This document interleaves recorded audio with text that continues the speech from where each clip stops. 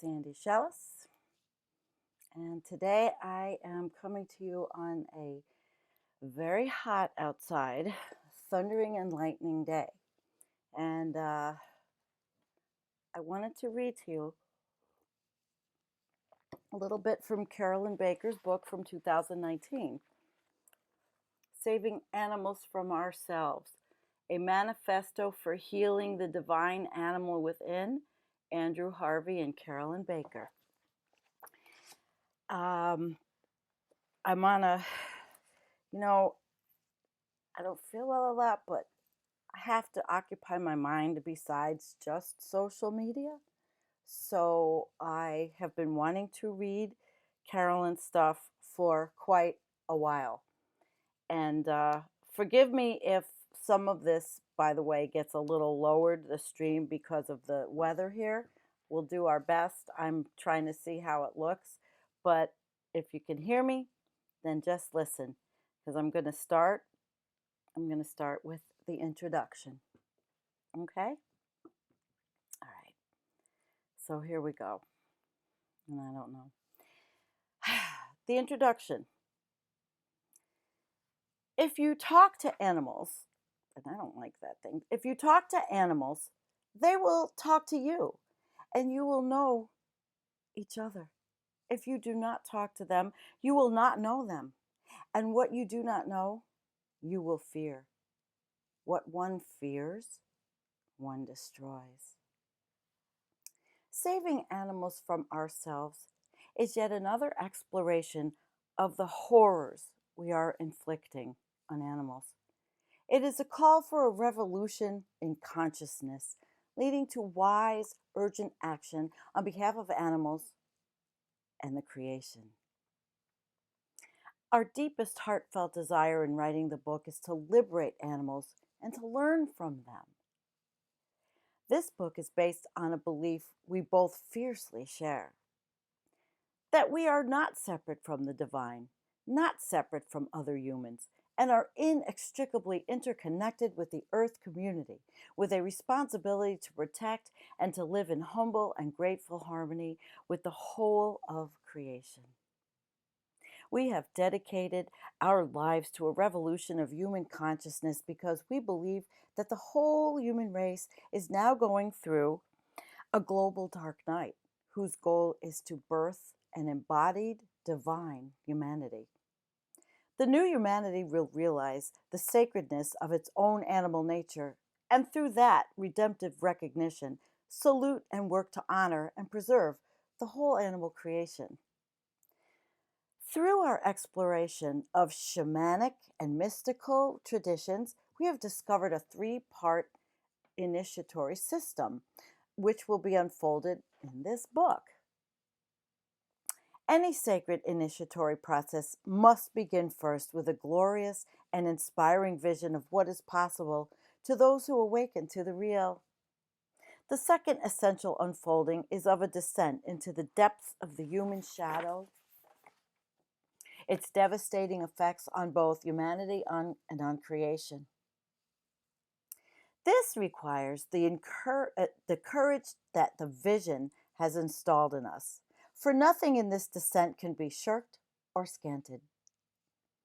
In the third part of the initiation, a marriage between the ecstatic wisdom of the vision and the tragic and searing wisdom of the descent takes place to birth profound spiritual maturity. What Jesus characterized as the marriage of wisdom of the serpent with the innocence of the dove, to birth a resolute commitment to focused, urgent, compassionate action.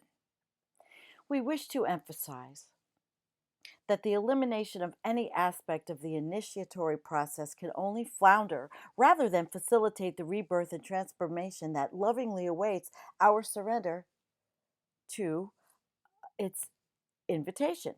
We also hasten to remind the reader that none of us is alone in the journey. As mystics of the tradition know, the divine will accompany all sincere initiates and flood them with its grace. And as evolutionary mystics also know, the divine has willed the birth of an embodied divine humanity in love and protective of the natural world.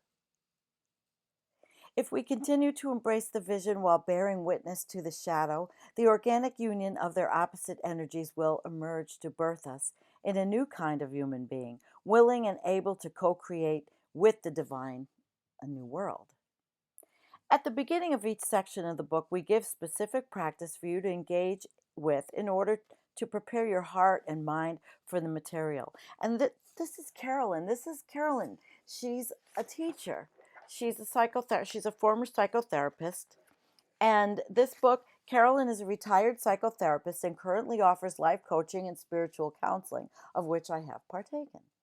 She is the author of several books, including Collapsing Consciously, Transformative Truths for Turbulent Times, which I have, and other books that I will be getting. So I wanted to go to another chapter because, we don't talk about animals enough. We don't talk about them enough as that they are not just here for humans' pleasure. Hi, Z3RO. Thanks for joining. So here's another piece I'm going to read from this. And I'm not going to read you the whole book, of course. Get the book. It's a beautiful book from what I've read. I haven't finished it. I'm reading the other one right now. Animals can teach us radical forgiveness. Many domestic animals demonstrate an attitude of forgiveness towards humans even after being horrifically abused by humans. The American Pit Bull Terrier offers the most stunning example. Rescuers of pit bulls report that in the majority of instances of neglect and abuse, when the human mind reasons that an animal that has experienced such mistreatment should only fight back in hostile rage, the pit bull is gentle and kind and forgiving and demonstrates a general willingness to remain with humans even in this situation. It is as if they know how tortured and distressed we are. Yet they still have compassion for us. That doesn't make you want to cry. Number 2, animals can teach us an unconditional love. Their love is a given, and it's not dependent on anything we do or don't do. They love wholly, innocently, finally, and forever. They demonstrate the clearest signs we could have of what mystics know as the infinite love at the core of the Godhead. Animals can teach us profoundly balanced, tender, and embodied love. Human beings have over-sexualized eros. Animals guide us into a full-bodied, full-hearted, unpossessive, luminously intelligent, and divinely tender eros that is at once abundantly spiritual and cellularly radiant. This is embodied divine love, and it is the kind of love that we find in the most whole and evolved saints such as Rumi and Kabir. We can find it in our amazement and awe as the tabby purring against our chest, or the supremely trusting dog lying with its ear against our chest, listening to our heartbeat. Or in the blue jay singing for us alone on a sun-drenched windowsill, or in a white lion stepping out of the dark brush into the moonlit shadow, still ablaze in majesty. Now this picture behind me, which is the cover, I don't know how much I can move away. This was Lateba, firstborn son of Mara, the white lioness born in Bethlehem in South Africa, on Christmas Day in 2000. In the midst of a global lion crisis that treats Africa's most sacred animals as a killing commodity in a cross-border trade, Linda Tucker and her lion ecologist partner, Jason A. Turner, have dedicated their lives to the solution. Against the odds, Linda rescued Mara from Bethlehem, the site of a notorious canned hunting operation, where lions were stolen from the wild and bred for the bullet.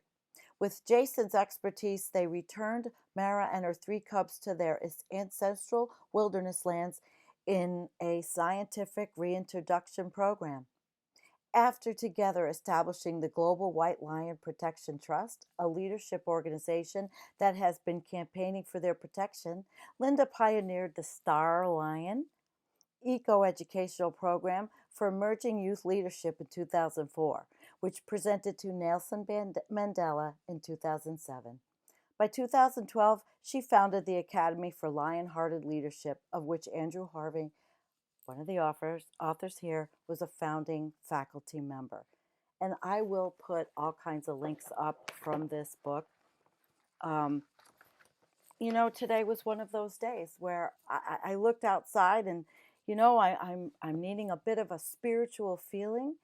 I'm blessed and lucky enough to be able to go outside in the morning and listen to birds and actually see the deer and the rabbits and the woodchucks and all kinds of critters. You know, I am so very lucky, and, you know, I'm humbled by it, and I know how lucky I am. We are not destroyed yet.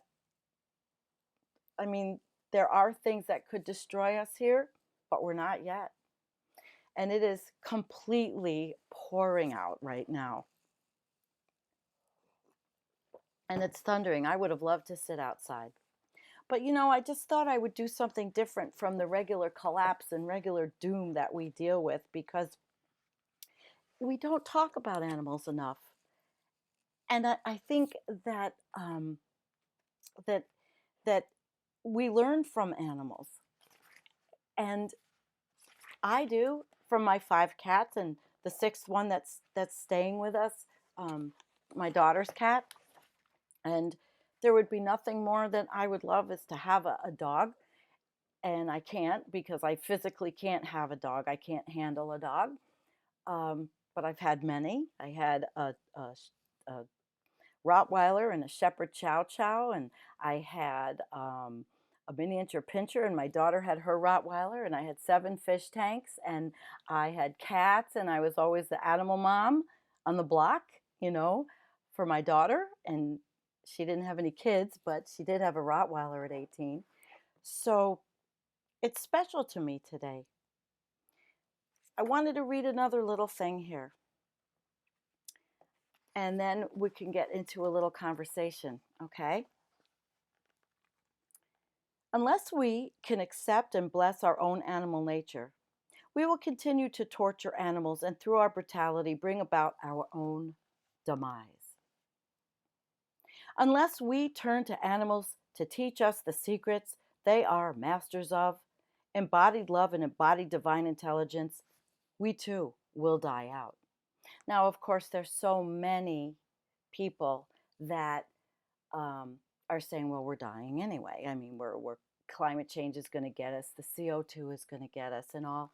But sometimes you just have to put that aside and look at some other things, you know, some things that have some profound understandings. The 2 terrors we must overcome with animals. The first is of their embodied innocence, the radiance of presence that lives so effortlessly in them, and that we have so desperately lost in our arrogant and futile complexity. We torture them with contempt for their innocence because we are so tortured by the loss of ours. Wow. It is to escape the lash of these truths that we torture the natural world. Carolyn's a profound writer. Carolyn and Andrew. Wow. The second terror we have of animals is terror of their violence and ferocity. Because we cannot discover the instinctual pure intelligence that drives the animal's anger and violence, we have fallen prey to a far more corrupt, cold, methodical, disassociated violence. Oh darn it, I'm sorry. Disassociated violence that has to destroy the animals so as not to see its ugly and distorted face in the mirror of their instinctual splendor. Sorry about that. I used the phone to check the graphics to see if my internet works. And of course, it was my husband having to interrupt me calling from work. Well, he can wait. This is more important. Of course, we must not project innocence and benevolence on all animals. We must at once recognize and respect their capacity for violence while acknowledging that sadism and violence for its own sake is rare. We must also responsibly notice any desire within ourselves to conquer, tame, or demonize their violence through projected comparison with our own. Indeed, we must not project innocence and benevolence on all animals. We must respect their capacity for violence, and at the same time, we must notice any desire within ourselves of conquer or tame it. So we know what we're doing now as human beings. We're treating people in the United States, we're treating people from other countries as if they are animals, the way we treat animals. Maybe not even as good as we treat animals. So, having started to read from this, which I suggest everybody might want to read if you want to take a walk out of the doom and gloom of the reality of what we're up against in science. Let's take a look at a couple of comments. Kendra says, my daughter grooms animals, and when she visits their houses to do the grooming, the animals actually know when she's upset. They even know when her car drives up. Yes, of course they do. And at my house, the animals know when my husband comes home from work. They run to the basement door. They hear a noise of the alarm system going beep, beep, beep. And they run to the door and they wait for him to come in. They know. They're just wonderful. Lightning Rod says, funny. It would seem that animals are cognizant in some fashion. At least it appears that way. They're cognizant of a lot more than we think. I watch them outside. I watch the way the rabbits interact. You know, a lot of times, of course, instinctually, the animals are looking for food. The other night I had a scare that my baby cat got out, which I don't think she did. She was hiding somewhere. I don't know. She showed up at 4:30 in the morning. I freaked out because she had been sneezing, and I was worried. And I took her to the vet, and she has a little bit of asthma for a cat, and I don't know why. We have all floors, but 5 cats, lots of hair, lots of dust. But it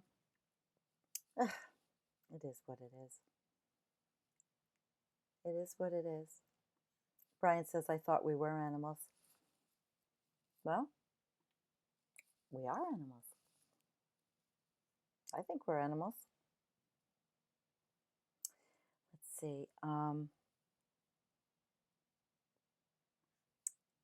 Oh, and we know it's not Stephen. Stephen, you're making a comment, but you're using your husband's, your Donna, right?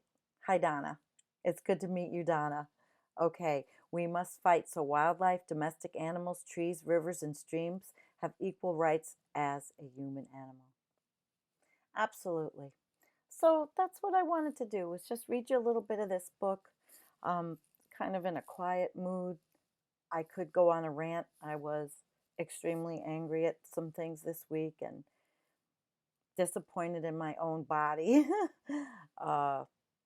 suffering a lot of pain. But what I'm suffering probably pales in comparison to what animals suffer. From being in zoos to climate change to research on them to losing habitat. They're going extinct. Animals are going extinct at exponential rates. So we need to love them, and we need to really respect them. And even if you're not a vegan or a vegetarian, try not to use factory farms. Try to find local. I know if you live in a city, it's very hard. And I'm not telling anybody what to do. I'm not going to do that. Zox is with us. And Zox says, my parents, the greatest generation, probably mine, maybe not, were taught in school that animals didn't have feelings, or if it did, it was mimicry or base feelings, and that they didn't feel pain on that same type. I didn't learn that in school. That's bullshit. That's so horrible. People can be so And we know it. We're not horrible. Not everybody is. There's a lot of beautiful people I've come across in my life, as well as ugly people. Trust me, the ugly ones have hurt me. But you do get over it. You do change. So thanks for being with me today, everyone. It's Friday. It's raining. It's thundering outside. I see it. Brian ate a turkey sandwich today. Well, I'm not going to put you down for what you do. We're talking about animals. We don't know how they feel, but I know that as the top of the food chain, we're not the hunted yet. It was based in religion that animals are considered that way. Yeah, Zox, that's talked about in this book. It is. So anyway, guys, I'm going to make it a short one. Have a really wonderful rest of your day, and hug an animal, love an animal. Don't eat one for one day. Peace, guys. Thanks for coming.